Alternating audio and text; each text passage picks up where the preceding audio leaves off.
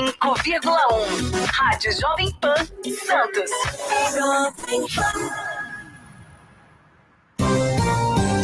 A partir de agora, Jornal da Manhã Litoral Paulista. As principais notícias da nossa região. Oferecimento Unimed Santos. Faça seus exames no novo Centro Médico na Rua Paraná 191. Tenda Atacado, bom negócio é aqui. E Forte Norte, desenvolvimento ambiental e urbano. Jovem Pan.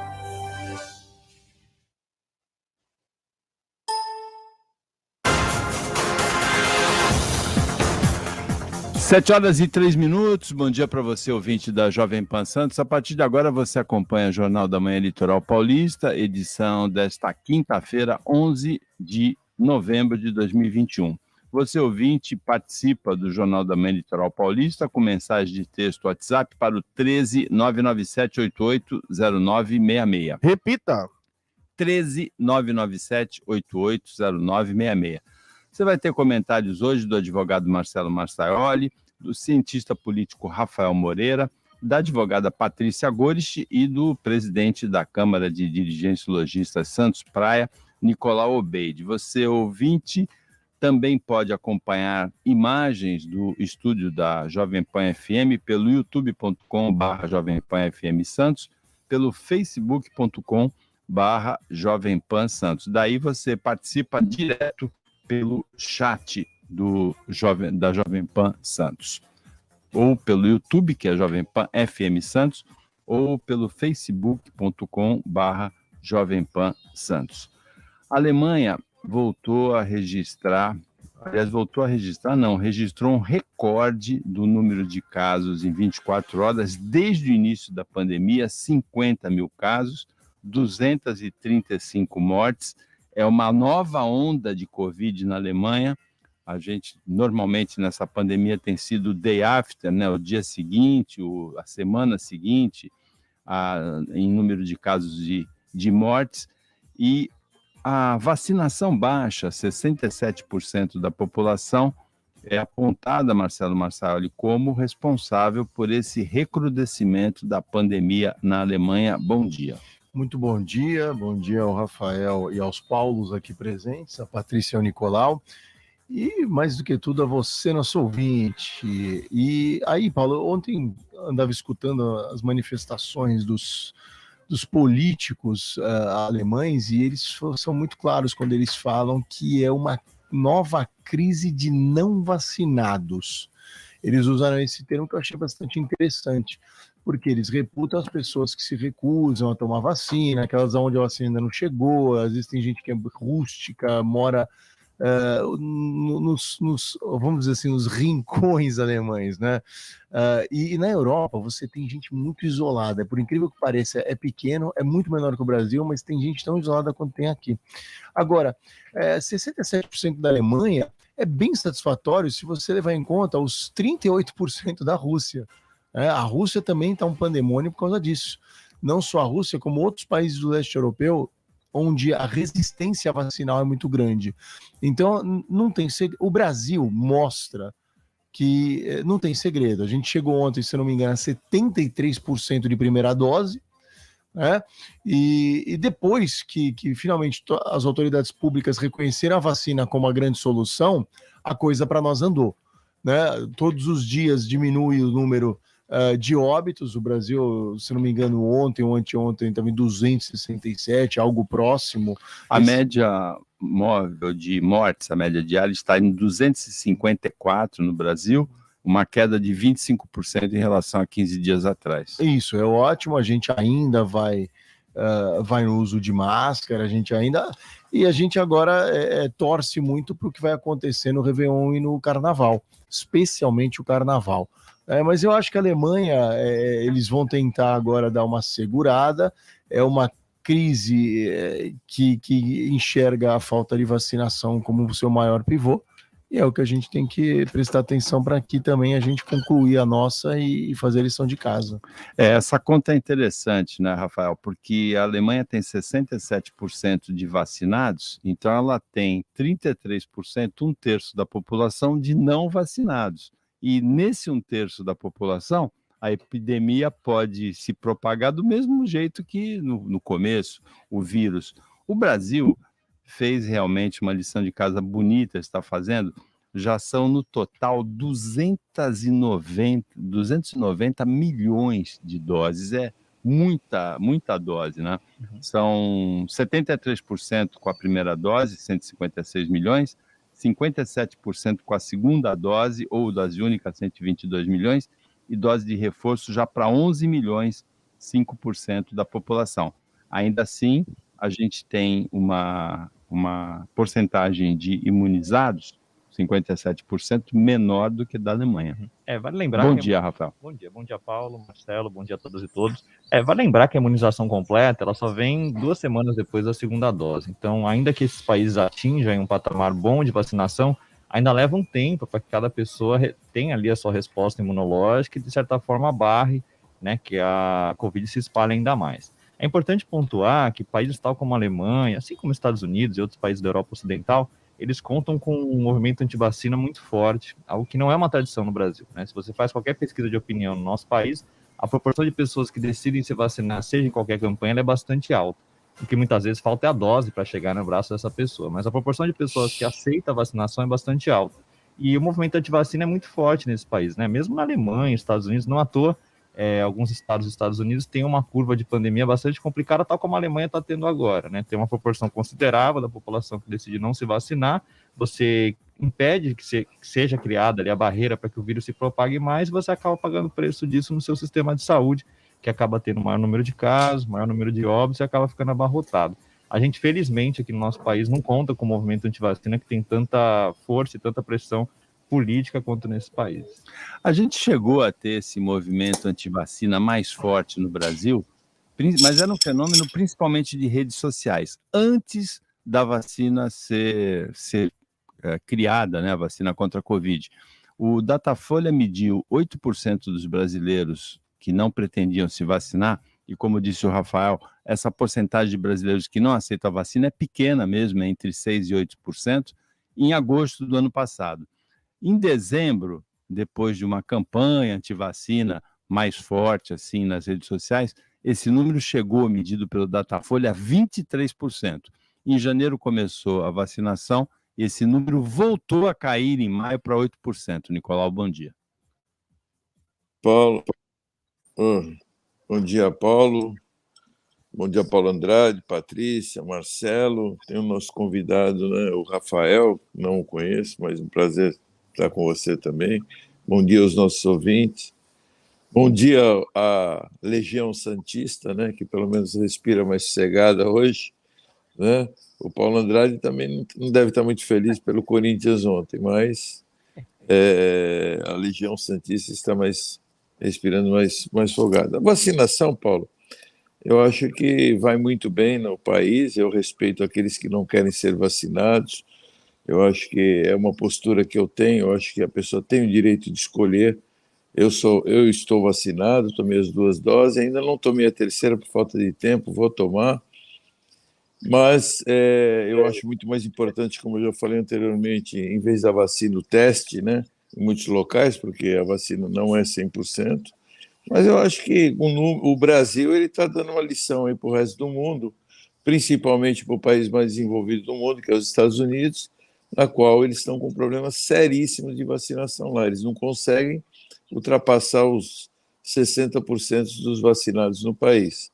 Então, eu acho que falaram tão mal do nosso país, né? E principalmente os brasileiros falam tão mal da própria casa, né? Que isso eu acho uma coisa tão ruim, né? Você falar mal da sua própria casa, mas estamos aí, temos um histórico, né, de vacinas, né, aqui no Brasil, e sempre fomos muito bem amparados em relação a isso. O sistema SUS ele é muito bom em relação a isso. Então, eu acredito que tudo isso vai passar de uma forma e o Brasil vai ser um dos melhores.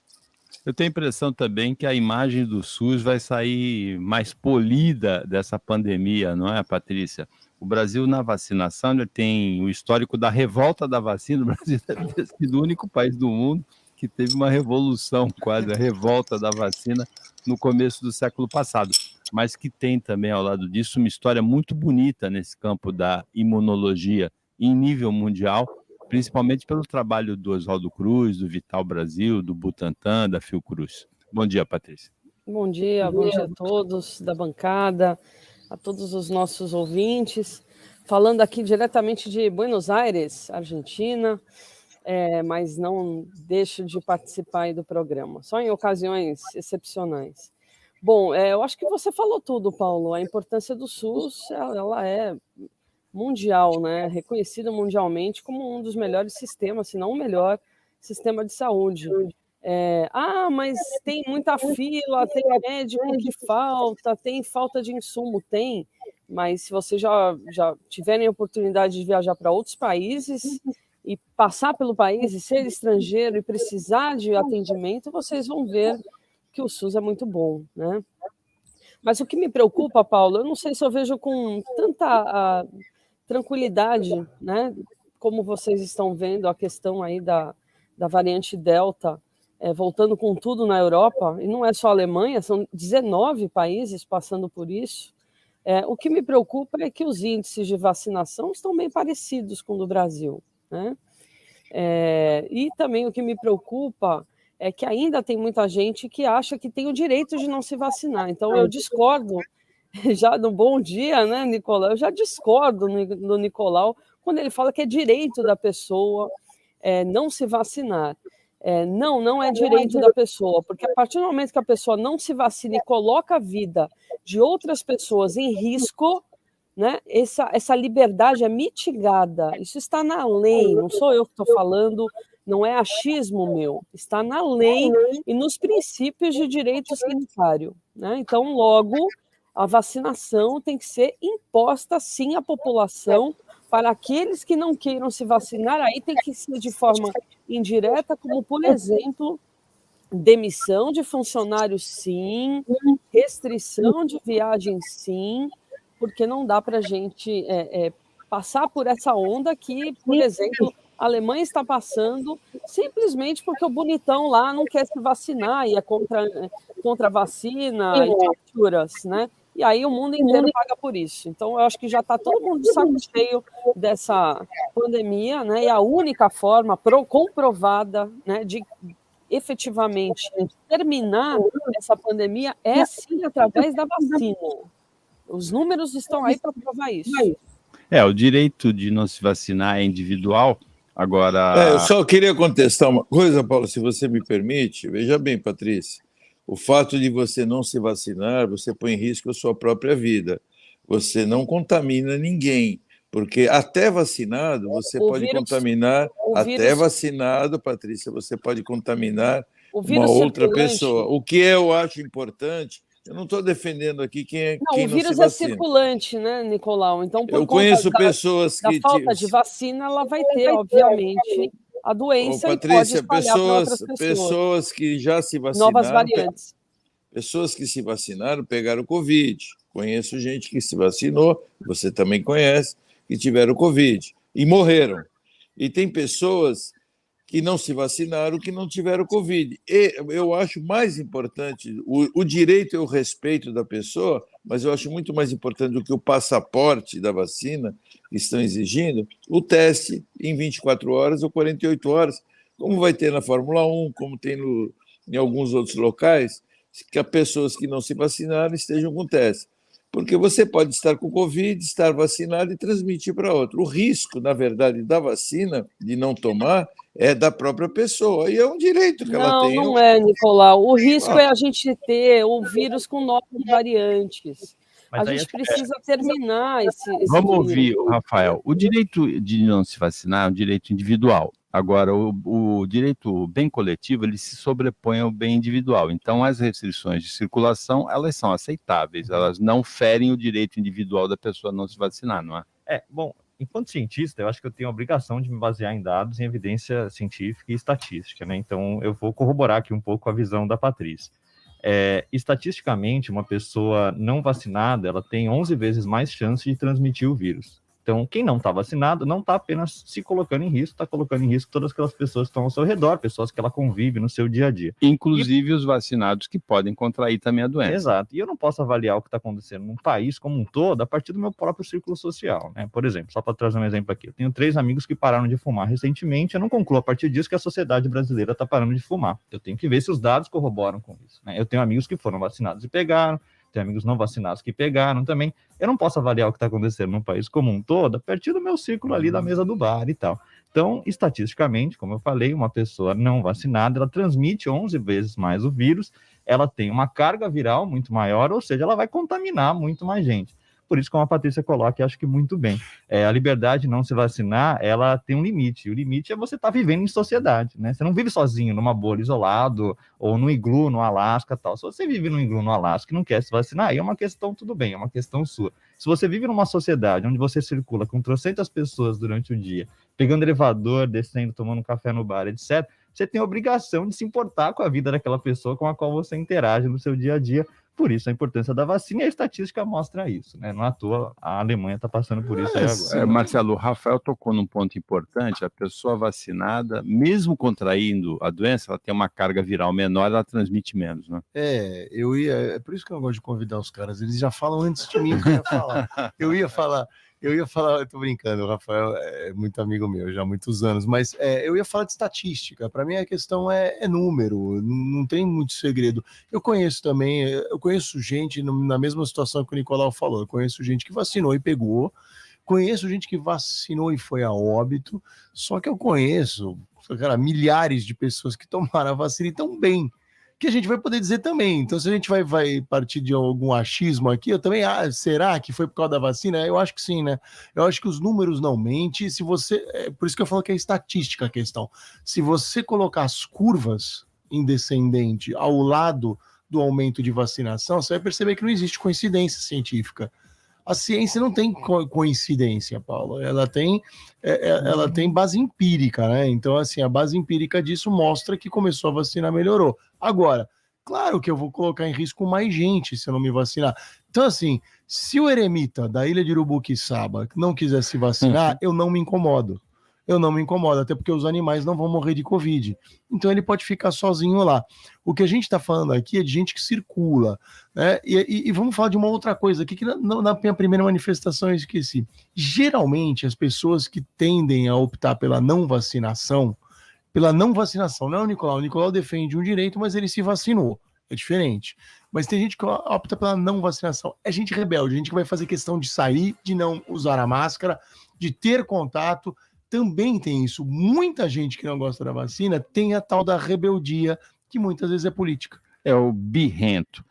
Um acidente ontem na Regis Bittencourt, na tarde de ontem, deixou uma estudante de direito de 21 anos morta. Ela perdeu o controle do carro, foi bater depois de capotar num automóvel na outra pista, na pista de sentido contrário, na altura de Registro, e ela era filha de policiais. Um acidente trágico ontem à tarde na Regis Bittencourt, na região de Registro. 7h20. Repita. 7h20. Jornal da Manhã, Litoral Paulista, Jovem Pan.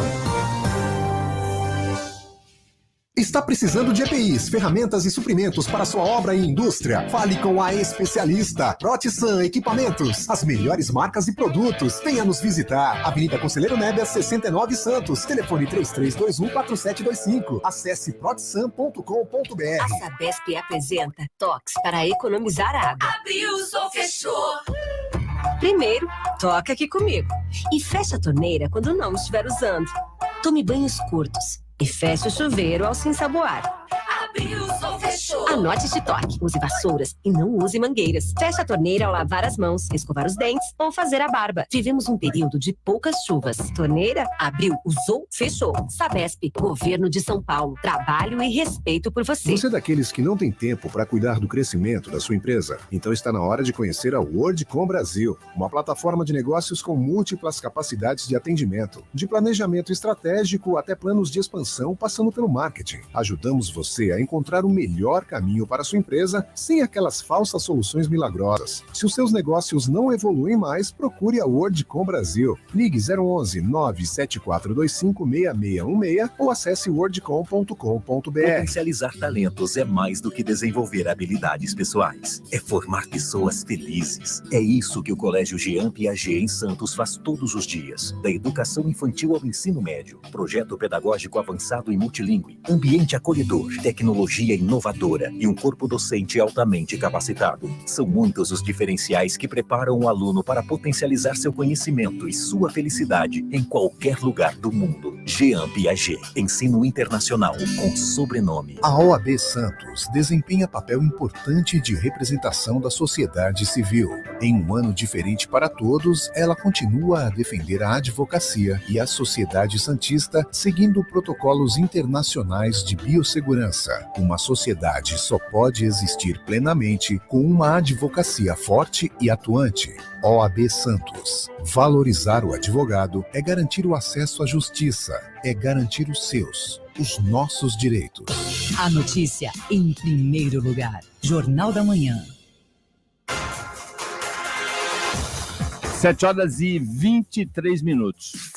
Jornal da Manhã, Litoral Paulista, Marketing Digital, recursos e cases de sucesso, com o empresário André Ursini. Oferecimento WorldCom Brasil. Bom dia, André Ursini.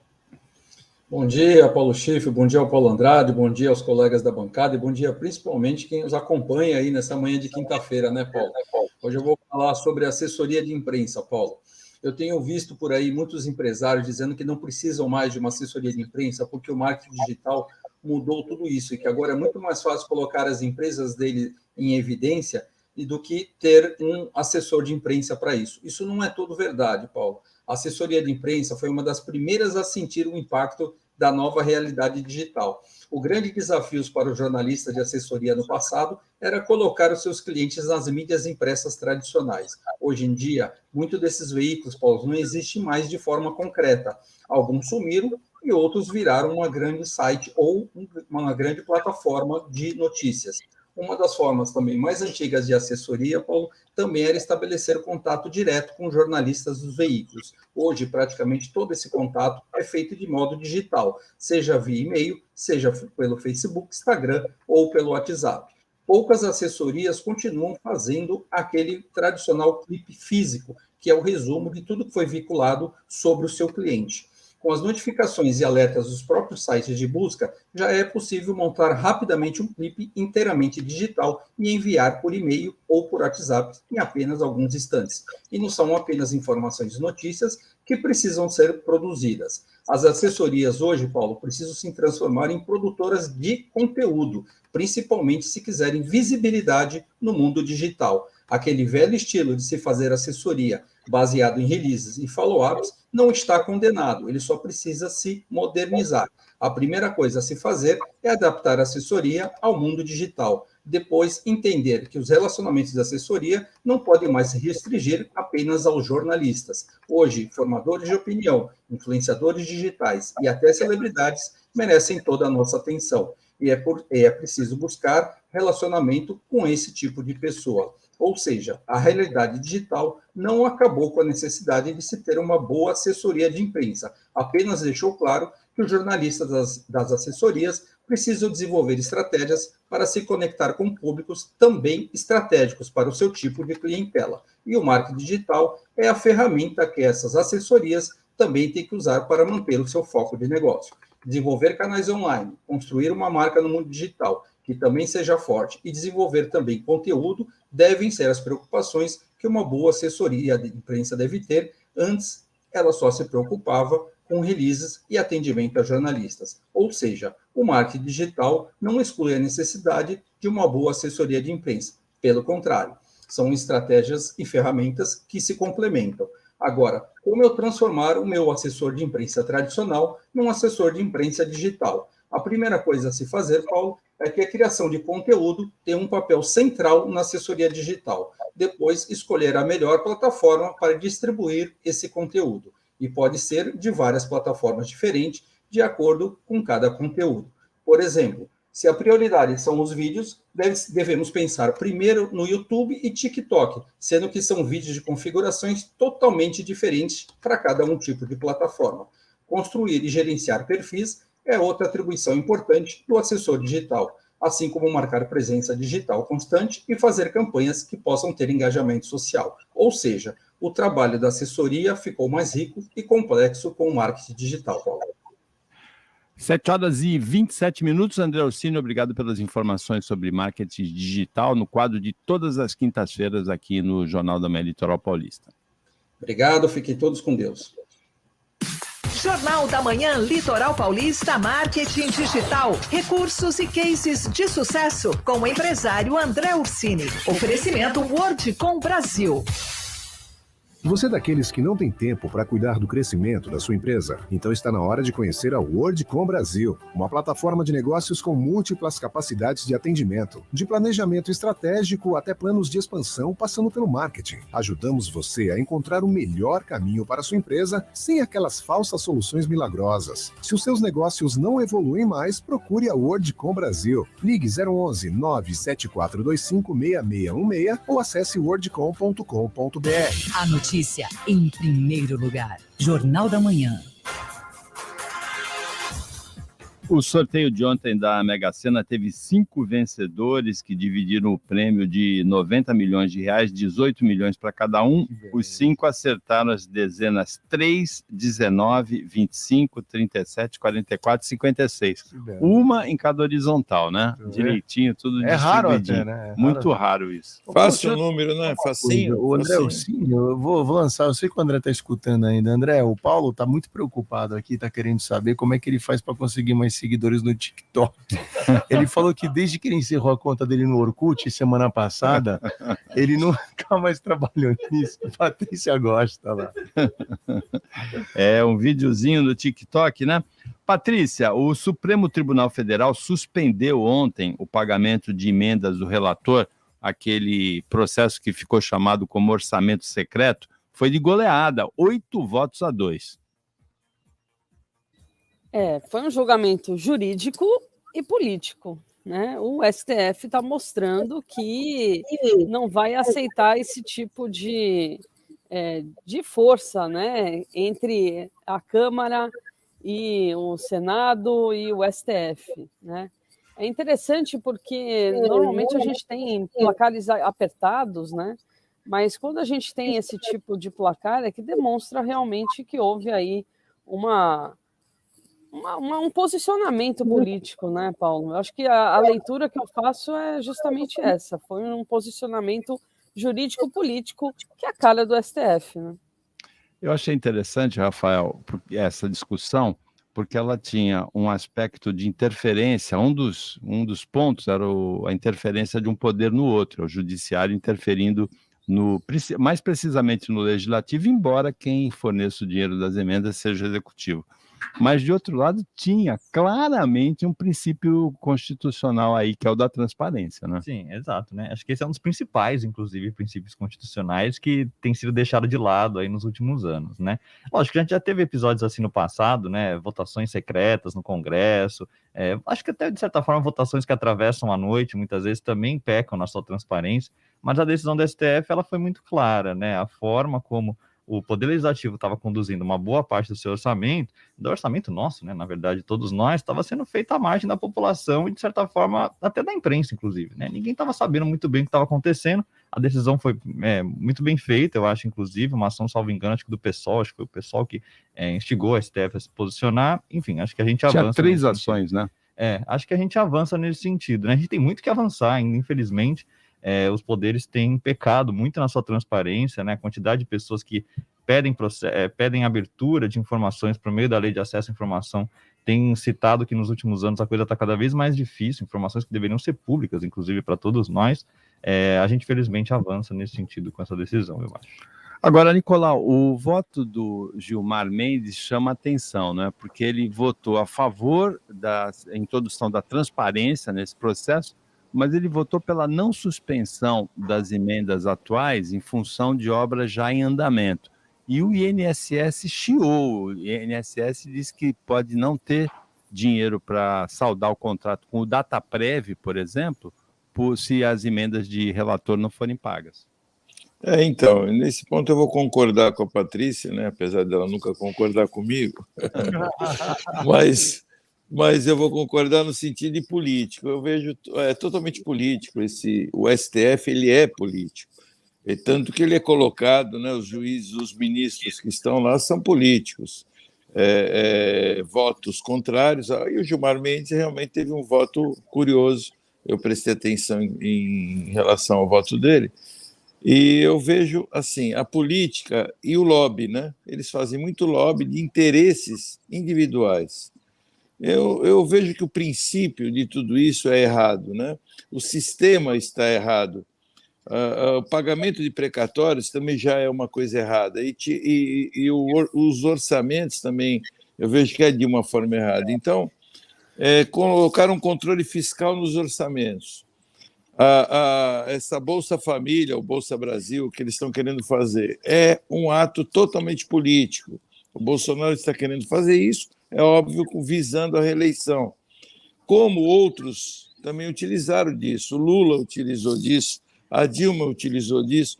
Então, você veja bem, e não houve interferência do Judiciário, não houve interferência do STF, em função de quê? Porque a maioria dos ministros que estão lá foram colocados por eles. Então, eu só vejo atos políticos, eu não vou entrar nem na análise, como vocês já entraram, de se é certo, o que é certo, o que é errado, de transparência ou não. Eu não olho nem por aí, eu olho pelo movimento de interesses individuais e pessoais partidários. Só vejo isso. Infelizmente, o país, nenhum deles, independente do poder legislativo, judiciário ou executivo, pensando na população, nenhum deles pensa. Todos eles estão pensando em interesses próprios. E o Gilmar Mendes fez isso mais uma vez por algum lobby que tem interesse e votou favorável, porque essa verba deveria ir para essas obras na qual ele estava se referindo. Então, é totalmente político, Paulo. Infelizmente, nós não temos alguém defendendo a população no sentido de falar, não, se fosse uma empresa... Imagina o governo uma empresa particular, Paulo. Imagina o governo uma empresa privada, né? Já teria quebrado há muito tempo, né? Porque começa pelos precatórios, não existe isso para a empresa privada, existe a falência. Então, muitos movimentos políticos falando em nome da população. O pessoal entrou com ação contrária, por quê? Porque não é interesse dele, nesse momento, que exista a Bolsa Brasil ou ajuda para as pessoas, porque não é para o político deles. Então, realmente, eu fico até desanimado, viu, Paulo, em relação a todos os nossos políticos e as atitudes deles. Agora, em relação a essa votação do Supremo, Marcelo, é interessante como todos os nossos comentaristas aqui acertaram o placar, ou era 8-2 ou 9-1, a previsibilidade dos votos dos ministros. Todo mundo sabia que o Cássio Nunes Marques ia votar pela não suspensão, e a dúvida que existia era em relação ao Gilmar Mendes, que teve esse voto meio a meio, né? Meio mussarela, meio calabresa. Quando a gente fala que o STF não deveria ser um órgão político, ele é, né? Mas, assim, o que a gente tem que ver, na sociedade atual, no sistema político atual, você ter algo apelidado de orçamento secreto não pode ser uma coisa boa, entendeu? Não pode, não cabe mais. Em qualquer país do mundo, a transparência é fundamental. Então, eu até acho que o placar possa ser diferente no mérito, até acho que alguns mudem de lado quanto fundamento. Por quê? Porque eles querem derrubar a falta de transparência, não exatamente derrubar a questão das emendas. A previsão é de que no mérito mude esse resultado. Mas também eu acho que cai o véu, não tem mais como ficar se escondendo, porque, Paulo, é óbvio, porque a grande preocupação de muitos deputados com isso, especialmente dos deputados, porque fica a impressão, e não é em todos os casos, eu jamais generalizo, mas vai ficar aquela impressão do seguinte, então, vamos ver quem colocou o voto à venda? Porque é isso. Né? A gente sabe agora nessa mudança. Se não, por que o Arthur Lira estaria tão preocupado em ter as emendas secretas para garantir votação da PEC? Uma coisa, parece que essa frase não pode existir dentro dela. É uma antítese. Eu preciso de uma emenda secreta para garantir uma votação. Cara, não pode ser uma coisa boa isso. Então, assim, eu acho que com esta mudança, talvez o STF vá por esse lado. Não, as emendas precisam existir, o Auxílio Brasil hoje é fundamental. O programa de distribuição de renda, critiquem ou não critiquem a forma com que o Bolsa Família existia, ele era muito importante e o Auxílio Brasil será importante. É por interesse eleitoral? Claro que nesse momento mas é fundamental para quem está na ponta. Não dá para ser contra o Auxílio Brasil, dá para ser contra de todas as maneiras como ele foi viabilizado. Exato. Não é política pública, porque Exato. Não tem para 2023, fura o teto de gastos, o que destrói a principal âncora fiscal do país, e dá calote em precatório e segurança jurídica. Por que fura? Agora, Randolph, você sabia que ia ser 8-2? Claro que eu sabia. Falei pro senador Aziz, eu falei, eu vou votar, vou mandar oficiar. A CPI acabou, mas eu tô aqui, eu tô brigando ainda. Esse menino aqui, esse Rafael, ele toma cuidado, senão vai investigar a vida dele também. O Bolsonaro, eu já investigo há muito tempo. Só que o Bolsonaro foi para Brasília e a gente comeu fundi junto lá. Então eu já sou amigo dele hoje. 7h37. A Prefeitura de Santos anunciou que vai republicar o edital de licitação das obras do Parque do Emissário Submarino. A licitação foi suspensa por uma impugnação de uma empresa concorrente. As obras são uma pista de ciclismo com obstáculos e uma área de lazer para cães, os cães com os donos que vão passear lá. 7h38. Repita. 7:52. Jornal da Manhã, Litoral Paulista. Oferecimento Unimed Santos. Faça seus exames no novo Centro Médico na Rua Paraná 191. Tenda Atacado, bom negócio é aqui. E Forte Norte, desenvolvimento ambiental e urbano. Jovem Pan. A Unimed está cada dia mais completa para você. O novo centro médico não para de crescer. Além do pronto atendimento adulto e infantil 24 horas. Agora, você conta com um moderno laboratório Unimed e com um centro de diagnóstico por imagem. Tecnologia de ponta para realizar seus exames com qualidade e segurança. Viu só? Mudamos para melhor. Mudamos por você. E esse é o jeito de cuidar Unimed. Unimed Santos. Cuidar de você. Esse é o plano. É hoje, grande inauguração do Tenda Atacado Aviação. Agora tem variedade e preço baixo ainda mais perto de você. Loja climatizada e estacionamento coberto para você fazer suas compras com toda a comodidade. No Tenda Atacado, você escolhe o melhor jeito de pagar. Cartão de crédito, débito, vale alimentação, Pix ou cartões Tenda. Tenda Atacado Aviação, grande inauguração hoje, 11 de novembro. Aberto 24 horas para você, aos domingos até às 22 horas. Avenida Presidente Kennedy, 3113 e Aviação. Tenda Atacado, bom negócio é aqui.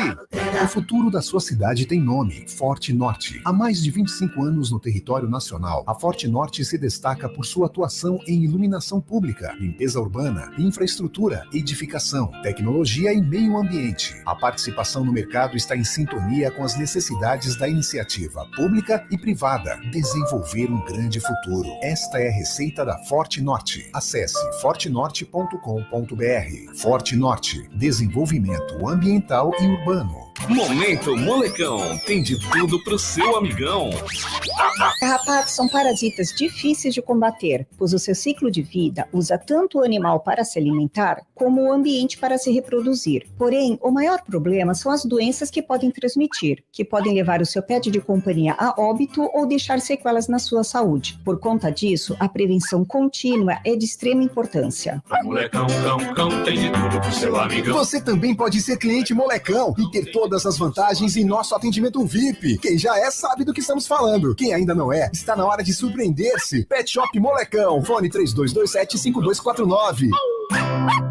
Plante o melhor futuro para você e sua família. Residencial Reserva Brasil. A exclusividade de uma única torre com lazer de clube. Distribuídos em 15 espaços diferenciados. Um apartamento do tamanho da sua família. Plantas de 82 metros quadrados e 120 metros quadrados. Central de vendas 3513-3199. Residencial Reserva Brasil. As melhores sementes dão os melhores frutos. Construtora Miramar e Grupo Mendes. No Vila Burguese sempre tem novidade. O Empório inaugura sua mais nova unidade no Boqueirão. Com mais espaço, mais conforto, mais variedade e muito mais moderno, o Vila inova mais uma vez. Visite a nova loja, Empório Vila Burguese. Produtos selecionados merecem um lugar diferenciado. Rua Mato Grosso 404. A notícia em primeiro lugar. Jornal da Manhã.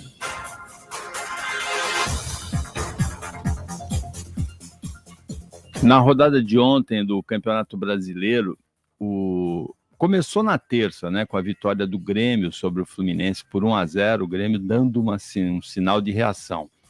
Ontem o Atlético Paranaense, segunda vitória seguida, ganhou do Ceará 2-1. O Galo tratorou o Corinthians, foi 3-0 com 3 golaços, principalmente o do Hulk.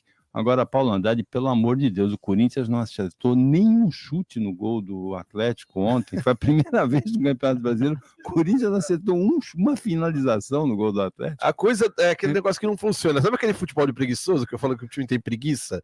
Fica só rolando a bola pro lado, aí vai até a intermediária, volta para trás. Esse jogo faz... A posse de bola, quando eu queria falar, a posse de bola não ganha jogo. O Corinthians chegou muito mais do que o Atlético, só que não chutou. O Atlético chutou 4, fez 3. Como é que o terceiro time do brasileiro em posse de bola? Aí.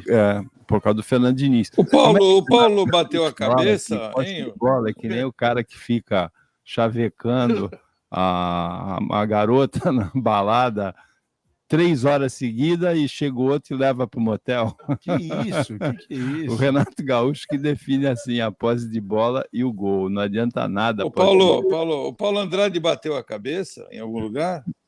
Ele está com um galo na cabeça? Por quê? Olha, o Nicolau tá ácido, tá vendo? Piada de salão essa. Olha, o Santos ganhou de 2-0 do Bragantino. Eu quase saí para comemorar ontem, depois do jogo. Aleluia. Um gol do Marinho e um pênalti sofrido pelo Marinho. O Marinho estava 16 jogos sem fazer um gol, fez um gol, sofreu um pênalti batido pelo Sanches. Mas vou o Santos jogou bem ontem. A melhor coisa do jogo de ontem foi ver a volta do Gabriel Piranha jogar como titular. Ele jogou muito bem. O Felipe Jonathan na posição nova que ele tem feito foi bem também. Esse meio campo com o Felipe Jonathan, o Zanocelo e o Pirani toca a bola, tem mais qualidade, tem mais juventude. O Santos mais... jogou bem ontem, viu? Tecnicamente o Marinho não anda brilhante, mas ele tá correndo. No jogo do Palmeiras ele correu. O Santos foi muito bem ontem, eu gostei. Agora, me fala uma coisa, alguém tem problema de insônia? Porque aquele jogo do São Paulo foi bom para dormir. O Palmeiras tratorou o Atlético Goianiense 4-0, 6ª vitória seguida do Verdão, do nosso ouvinte Guima. O Fortaleza e o São Paulo empataram 1-1. O São Paulo empatou nos acréscimos também com um golaço de falta do Benítez. Lindo gol de falta do Benítez. Há uns minutos atrás, o São Paulo chegou a fazer um gol, mas o VAR anulou o gol do São Paulo. O Vitor Bueno entrou, fez um gol por um impedimento anterior. Na jogada foi anulado. O América de Minas ganhou de 3-2 do Sport lá em Pernambuco. Afundou o Sport e o América vai encaminhando a salvação. E o Juventude ganhou de 2-1 do Inter, deu sinal de reação também. O Juventude é o último da zona do rebaixamento. Hoje, às 19h, tem Flamengo e Bahia. O grupo de frente continua com o Galo, o Palmeiras e o Flamengo, e o grupo de rebaixamento continua com o Juventude, o Sport, o Grêmio e a Chapecoense, sendo que o São Paulo aí está ameaçado também, hein, Patrícia? Então, vamos mudar de assunto? É muito complicado, né? O meu time é uma montanha-russa, é muito difícil, é um sofrimento, né? E eu ando sofrendo muito, então quero nem comentar, viu? Estão de mãos dadas com a mesma pontuação, 38 pontos, o Santos uma posição acima pelo número de vitórias.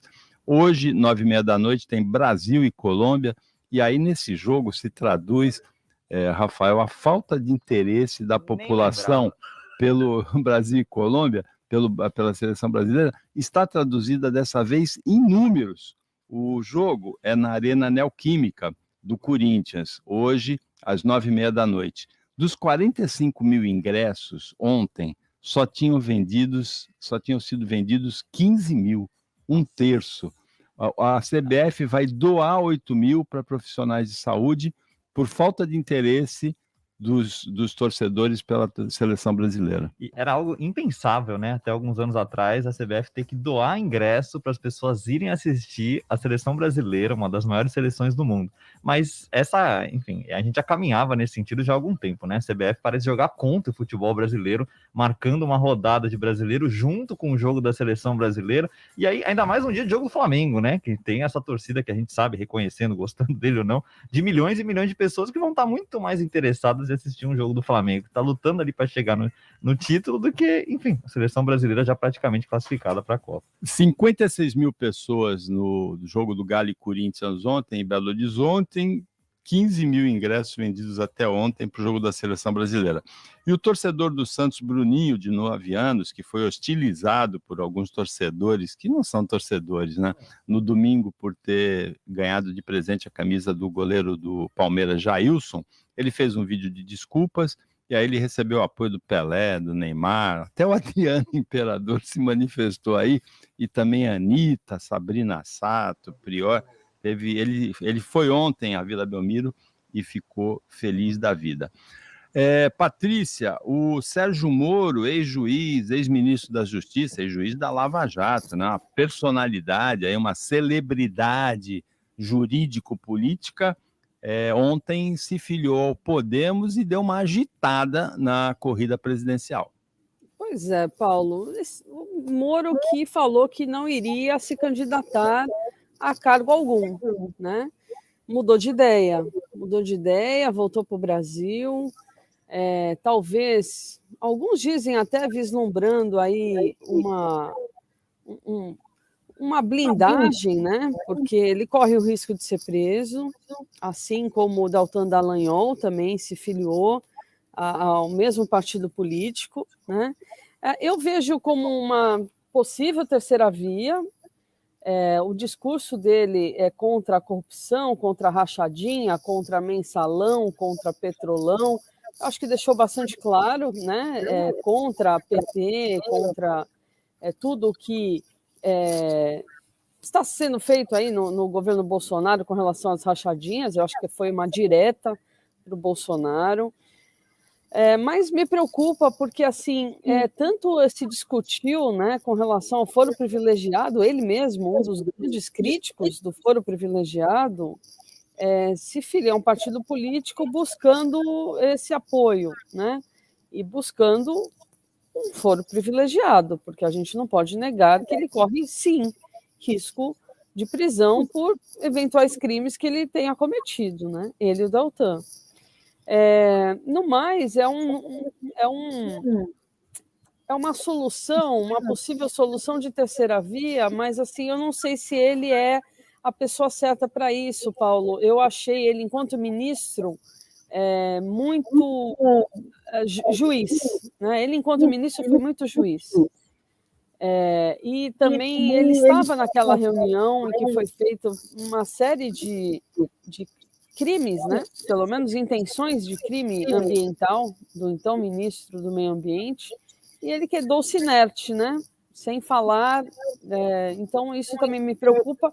E, além de uma crítica também que muitos internautas fizeram, e eu corroboro com isso, é a questão do silêncio dele durante a pandemia. Ele foi para os Estados Unidos, ficou lá, pouco falava, pouco opinava sobre o país, né? Parece a Marina Silva, que some, né? Bum! E aí aparece na hora das eleições, né? Então, são algumas críticas que eu faço, né? Infelizmente, o Brasil é carente de pessoas, de possíveis soluções para uma terceira via. Nicolau, como é que você viu os lances da corrida presidencial? Essa semana foi bastante interessante, né? O ex-presidente Lula, que é o líder das pesquisas, se aproximou do Geraldo Alckmin, que seria uma cartada, né? Ele falou uma frase muito esperta, né? Se eu tiver o Alckmin de vice, eu posso dormir tranquilo. Ele querendo dizer assim, não é que nem o Temer foi com a Dilma. Não sei, não. É que o Alckmin demonstrou, uma fidelidade, né? Uma coerência, coisa que que o nosso atual governador não demonstrou, né? Que não tem fidelidade alguma, principalmente com o Alckmin. Mas ele também deu uma cutucada ao mesmo tempo no Mourão, né? Que o Mourão voltou a falar, inclusive, que a decisão do Supremo de suspender a oportuna e tal, a dissensão do Mourão com o Bolsonaro. Teve esse lance do Sérgio Moro se filiando ao Podemos e teve também o anúncio de que o presidente Bolsonaro vai se filiar ao PL, ao partido já do... está, né, filiado já praticamente ao PL. Não, deu a largada, né, Paulo? Demos a largada aí para a corrida presidencial. O Moro, eu acho que ele vai fazer algum barulho aí, muito mais do que Ciro Gomes, muito mais do que qualquer outro candidato de outros partidos que possam vir a ser candidatos. Eu acho que ele vai dividir, vai tirar voto. Eu acho que ele tira um pouco de voto do Bolsonaro, tira voto principalmente do Lula. Eu entendo que ele faz mais o meio de campo. Agora, votar no Lula eu acho o fim do mundo, né? Mas, infelizmente, é o que está liderando a campanha. Talvez seja a única opção que as pessoas tenham em relação a quem não gosta do Bolsonaro. Mas eu acho que o presidente da República deveria fazer um curso preparatório antes de ser presidente. Eu acho que teria que ter um curso aí de 4 anos para depois poder se candidatar a presidente, porque nós temos alguns presidentes dos últimos muito despreparados. O único preparado que nós tivemos, eu vejo aí dos últimos tempos, foi Fernando Henrique, que foi ministro durante um bom tempo. Ele é ruim como político, mas ele é um cara preparado. Quem você falou? O Daniel Silveira é preparado, ele é tudo bombado. Preparado, ele toma bomba, né? Ele é bem preparado. Mas então, assim, por exemplo, se você analisar, o Fernando Henrique, eu acho que foi o único dos que já tinham sido ministros e conhecia a máquina, porque realmente o Bolsonaro, apesar de toda a boa vontade, toda aquilo que ele pregou, não conhece os meandros políticos, não sabe, estava muito despreparado para o governo, como o Lula, como a Dilma, né? E o Lula voltando realmente vai ser um problema, porque as tendências de esquerda que ele tem, né? Comemorou aí a candidatura à eleição aí do presidente da Nicarágua, né? Festejou, inclusive, né? Outro ditador lá que foi eleito lá na Nicarágua. Então, é complicado. Nossa vida não vai ser fácil, não. Ano que vem vai ser muito difícil, viu? Eu vejo o Moro talvez um bom juiz, mas também não tem muito futuro. Imagina ele eleito, né? O que ele fez como ministro com o Bolsonaro, né? Que não respeitou nem hierarquia. Você imagina ele como presidente da República. Agora, Rafael, ontem um ouvinte mandou um comentário extremamente maldoso sobre a filiação do Bolsonaro ao PL. Porque o presidente do PL, o Valdemar da Costa Neto, dirigente do PL, ele é conhecido como boy, né? O Bolsonaro teve essa história que a Ana Cristina Vale, quando era mulher dele, teve um lance lá, um caso com um bombeiro, não sei o que, o funcionário denunciou. E está tendo essa questão das emendas secretas, né? O nosso ouvinte, Odair Dias Filho, ele mandou assim: a filiação do Bolsonaro ao PL monta aí adere à moda sertaneja, né? Porque seria a dupla, o boy e o boi, e os meninos da emenda. Tá bom, uma boa banda. Bom, sobre a filiação do Bolsonaro ao PL, eu, antes de mais nada, não cravo 100% qualquer tipo de decisão política por parte do Bolsonaro até ela estar consumada, publicada, etc. Né? Vale lembrar, em 2017, ele dizia que estava filiado ao Patriota, ele participou de boa parte da propaganda eleitoral do Patriota, ele teve 15 minutos, salvo engano, de transmissão nacional na propaganda eleitoral do Patriota, e em cima da hora ele se desfiliou, ele nem estava afiliado, na verdade, depois se descobriu, ele se filiou ao PSL e assim foi candidato à presidência em 2018. Então, eu sempre tomo cuidado em qualquer decisão política que o Bolsonaro tome, até ela de fato estar tomada, a gente não pode cravar. Em relação à filiação, se for de fato ao PL, né, é um pouco do que você falou, né? Valdemar Costa Neto é uma figura aí que é execrada na política nacional, é mais uma figura do Centrão, que controla mais uma dessas legendas de aluguel, assim como também o Podemos, né? Acho que vale pontuar isso também, né? O Podemos é uma legenda de aluguel historicamente, né? Era chamado de PTN, mudou de nome, com aquela estratégia de rebranding, que muitas siglas partidárias no Brasil têm feito nos últimos anos para apagar um pouco do seu passado, mas é uma legenda que pertence à família Abreu há muito tempo, enfim, é mais uma legenda de aluguel, e assim como o Sérgio Moro é mais um aventureiro político que se filia a um partido de uma legenda de aluguel às vésperas de uma eleição para disputar uma eleição presidencial. Marcelo, o ouvinte Eduardo Paiva do Marapé, pelo chat, ele mandou assim: esse programa é tão bom que até as notícias ruins ficam mais leves. Parabéns a todos os envolvidos, Eduardo Paiva. Olha, daqui a pouco só falta ele falar que a gente faz alguma piada com alguém. De vez em quando a gente faz, mas aqui se fala muito sério mesmo.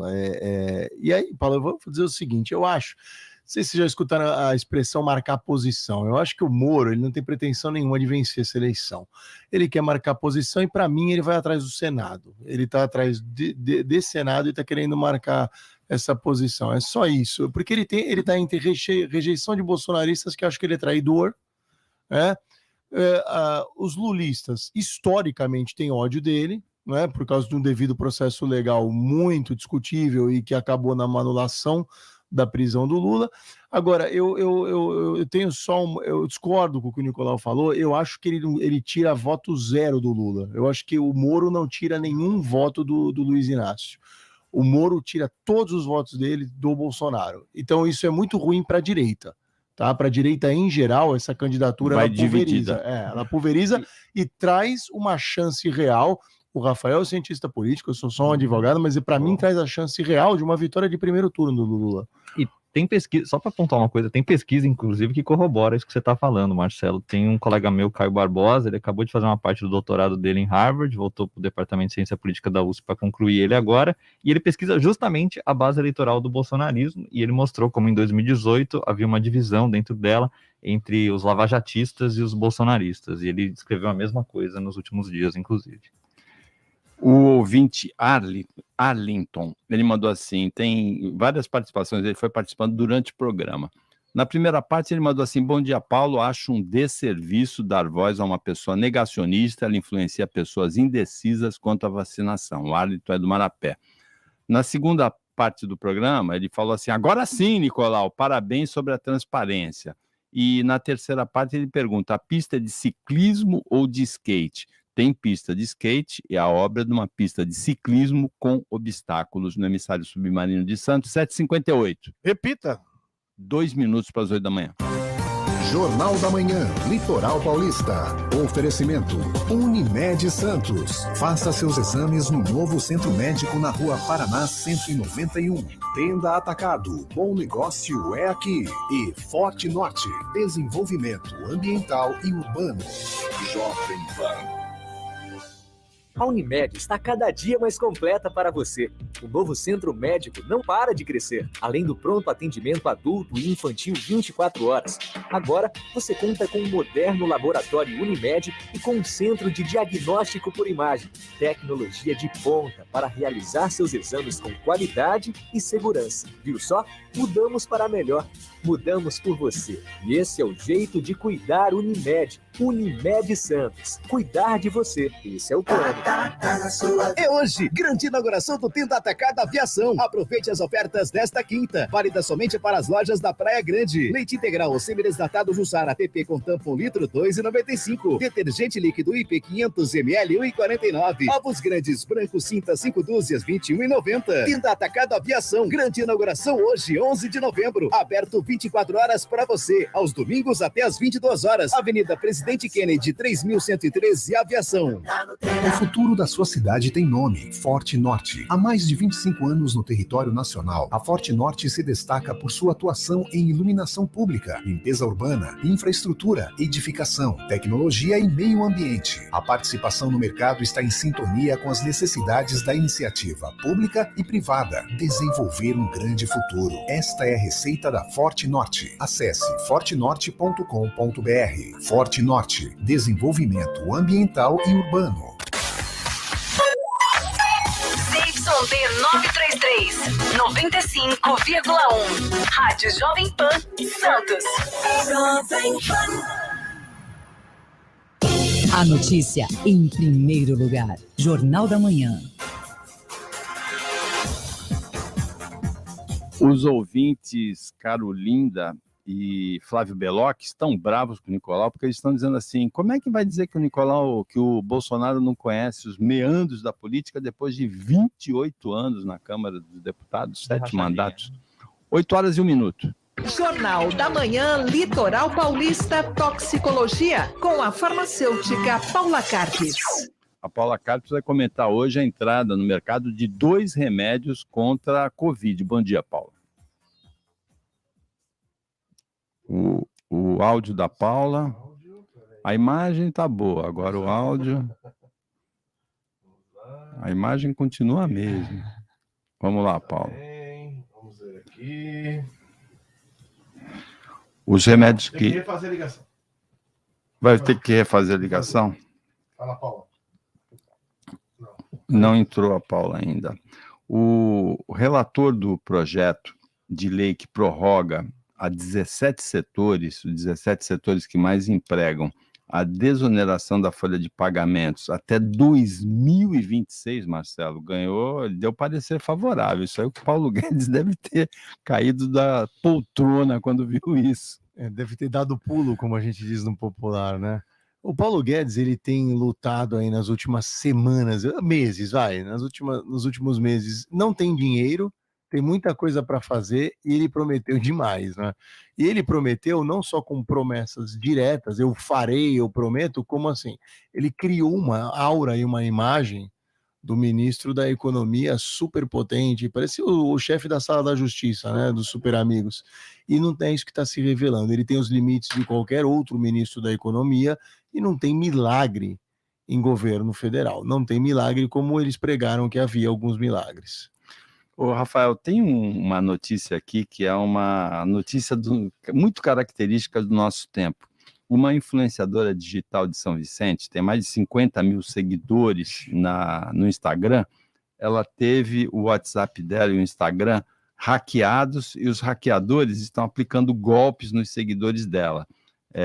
Vendas de iPhone falsos, como se ela estivesse vendendo, e oferecendo programas, como se elas fizessem programas e tivesse que pagar antecipadamente pelo Pix.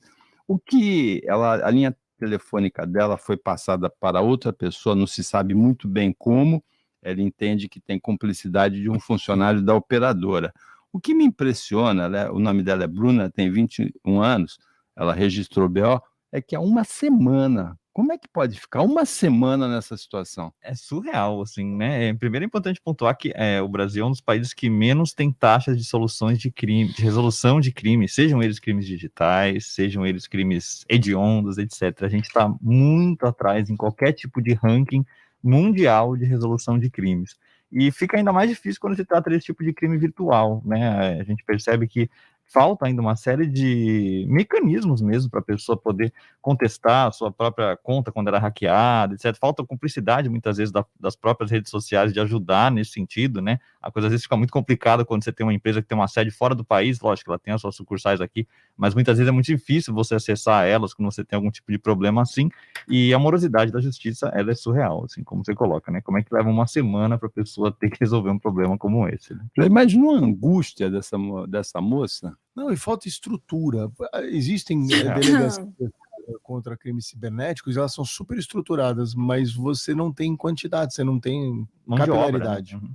Bom, o quadro de toxicologia com a Paula Carpes fez que foi, não foi, mas agora vai, não é? Bom dia, Paula. Bom dia, estão me ouvindo agora? Sim. Que bom, que bom. Bom, vamos lá. Duas importantes notícias, Paulo. Uma, nós comentamos rapidamente na semana passada, que foi sobre o PF 0732-1332, que agora tem nome, como esperado, chama-se Paxlovid, que é o medicamento da Pfizer. Ele está em estudo, né, na fase 3 aqui no Brasil, em vários estados, inclusive em São Paulo. E ele é um inibidor da protease, ou seja, uma enzima que é uma enzima importante aí para a replicação do vírus. Quando ele entra na célula, ele ativa essa enzima e aí inicia a sua replicação viral e aí toma conta de todo o organismo. E aí a novidade, Paulo, é que assim, 89% dos casos de doença com possibilidade de agravamento, né, dos quadros, foi diminuído com esse medicamento. É um medicamento que nós trouxemos há bastante tempo aqui na rádio, e a proposta é que ele seja utilizado como preventivo, por via oral, tá? Então, como preventivo, que eu já vou falar, abrir um parênteses em relação a isso, mas também como casos, já nos primeiros casos da doença, né? Já soube que está infectado, então a indicação é que ele seja usado. É claro que está ainda em fase 3, né? O Brasil está sendo testado aí desde o início de outubro, mais ou menos, e essa fase 3 leva 6 meses, e também o Molnupiravir, que é um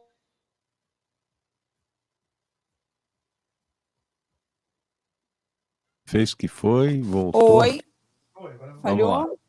Oi, que é o outro medicamento, Molnupiravir, que é o outro medicamento que foi aprovado na semana passada pelo Reino Unido e que também tem a proposta aí de ser um medicamento via oral, tá? O nome lá no Reino Unido vai ser Lagevrio. Aqui no Brasil não sabemos quando chega, como é que vai ser ainda. O Reino Unido espera ainda que a FDA, que é a agência dos Estados Unidos e outros países aprovem, mas lá já passou por todos os testes. Então, nós estamos caminhando muito bem. O Molnupiravir também vai ser via oral e preventivo e casos aí logo de início de infecção da doença. Agora, por que eu quero abrir um parênteses, Paulo? No seguinte, toda prevenção é muito complicada. Por exemplo, a gente usa a vitamina C como preventivo para gripe, só que a própria vitamina C também traz problemas quanto a isso, como, por exemplo, o cálculo renal. Então, você usar 2 medicamentos, né, medicamento antiviral, que é um medicamento que vai ser uma bomba para o organismo, como preventivo, eu acho muito problemático, mas vamos aguardar o decorrer, né? Já estamos tendo avanço, eu considero isso como avanço, agora como preventivo realmente tem muitos parênteses aí para serem abertos. E é isso, Paulo. 8h07, esse foi o quadro de toxicologia apresentado todas as quintas-feiras aqui no Jornal da Manhã Litoral Paulista, pela farmacêutica Paula Carpes. Paulo, obrigado pelas informações e uma ótima quinta-feira para você. Para você também, todos nós, até semana que vem. O ouvinte Adailton Sampaio mandou uma participação às 7h18 assim, ele está falando sobre a explicação do Rafael, a opinião do Rafael sobre a questão da vacinação. Ele mandou assim, que explicação do Rafael, com 3 pontos de exclamação. Quem fala sem dados é opinião e quem fala com dados é fato, disse o Adailton Sampaio. Concordo. E o Edilson, corintiano, que está desanimado lá. Eu estava sentindo falta do Edilson hoje. De Praia Grande. Bom dia, doutor Marçal. Qual a garantia que a pessoa tem se vacinando não vai morrer de Covid? Isso é relativo. Fiquei de quarentena na minha casa enquanto muitos foram para o carnaval. Ele não falou de futebol, porque ele já se manifestou. Ele falou assim que ele está muito desanimado, que os adversários do Santos na luta contra o rebaixamento são muito ruins. Ele está desanimado porque o Corinthians ontem morreu de gripe aviária, né? Morreu comendo galo. Tentou comer o galo e morreu engasgado, mas ele está certo. É justamente o que o Edilson falou, que a gente estava falando aqui. Não tem garantia nenhuma que a pessoa vai tomar vacina. Paulo, eu tenho direito à defesa, não? Que sim, me criticaram aí. Está muito atrasado no tempo, mas vamos lá, Nicolau. Primeiro que eu não sou negacionista, né? Começa por aí. Eu não sei por que o ouvinte me chamou de negacionista. Eu, muito pelo contrário, eu sou favorável à vacina e indico que todos tomem a vacina. Eu só tenho um posicionamento em relação ao direito das pessoas. Só isso, mas não recomendo a todos que tomem a vacina. Em momento algum, eu falei para ninguém tomar vacina. Muito pelo contrário, eu vou tomar a 3ª dose da vacina. Só não tomei ainda por falta de tempo, mas vou tomar essa semana. E segundo o que a Carolina falou em relação ao Bolsonaro, ele não tem experiência nenhuma no executivo, é muito diferente o legislativo, né? É a diferença entre a pedra e a vidraça, é muito diferente. Então eu acho que pessoas que passam anos e anos no legislativo não significa que tem experiência e às vezes até perfil de executivo, né? Porque o perfil também é muito importante. Haja visto aí o caso do Paulo Guedes, como o Marcelo falou. O Paulo Guedes é uma fera, principalmente na iniciativa privada, né? E foi convidado para trabalhar até em bancos lá fora, no exterior, e dentro da iniciativa política, dentro de um ministério político, ele não está conseguindo pregar aquilo que ele fez lá fora. Então é muito diferente, o universo político do executivo é muito diferente, e é isso que eu falei em termos de se preparar. Agora, pelo menos na relação com o parlamento, o Bolsonaro podia ter experiência, né? Bom, e a própria relação do Fernando Henrique com a política brasileira passa muito mais pela relação com o legislativo do que pelo executivo, né? Acho que o Nicolau mencionou aí que o Fernando Henrique talvez tenha sido o maior presidente do Brasil nesses últimos anos pela experiência. A experiência dele é muito mais no legislativo enquanto senador do que enquanto ministro, né? A passagem dele pelo Ministério da Economia durante o governo Itamar foi breve, lógico, deixa uma marca importante, que é o Plano Real, que segue até hoje, de certa forma, mas ele passou muito mais tempo no legislativo enquanto senador constituinte, inclusive, do que enquanto exercendo algum cargo no executivo. Agora, o ouvinte Moura, ele é o rei absoluto da ironia. Ele mandou assim: bom dia, senhor melhor. E aí, parabéns, Fifilândia. Fifi é o presidente da CET de Santos e comentarista às quartas-feiras aqui. Aí ele fala assim: hoje peguei uma mini onda verde. De 10 semáforos no canal 3, 2 estavam verdes. Um grande sucesso. Quando ele chegou, ele foi para a Praça Independência comemorar. Tá? Será que o SUS está administrando os faróis? Pois é, a única coisa que dá certo. Agora vai. Ele ironizou tudo, acabou com até terminar o programa depois da participação do Moura. Mas, olha, Marcelo, ele tem razão. O canal 3, eu batizei de onda vermelha. O que é aquilo, né? Você pega um semáforo vermelho atrás do outro. Eu até reconheço que na Senador Feijó tem a onda verde, não tem? Sim, tem. Na volta do centro. Consegue. Mas no canal 3 é onda vermelha, um atrás do outro, né? É uma onda O Moura tem razão. O Moura é o rei da ironia. Fim do Jornal da Manhã, muito atrasado, hoje 8 horas e 12 minutos para você ouvinte, até amanhã nesse mesmo horário das 7 da manhã. Uma ótima quinta-feira para você que você merece. Você ouviu Jornal da Manhã Litoral Paulista. Oferecimento Unimed Santos. Faça seus exames no novo Centro Médico na Rua Paraná 191. Tenda Atacado. Bom negócio é aqui. E Forte Norte. Desenvolvimento ambiental e urbano. Jovem Pan.